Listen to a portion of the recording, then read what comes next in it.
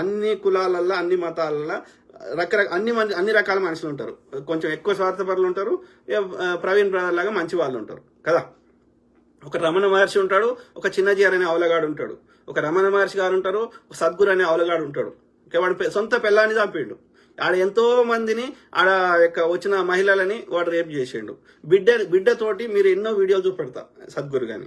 అది తండ్రి కూతురు లెక్క ఉన్నటువంటి అదైతే ఆ బంధం అయితే నాకు కనిపిస్తలేదు. వాడు పట్టుకునే విధానము, నడుము కాడ ఇంకెక్కడెక్కడనో.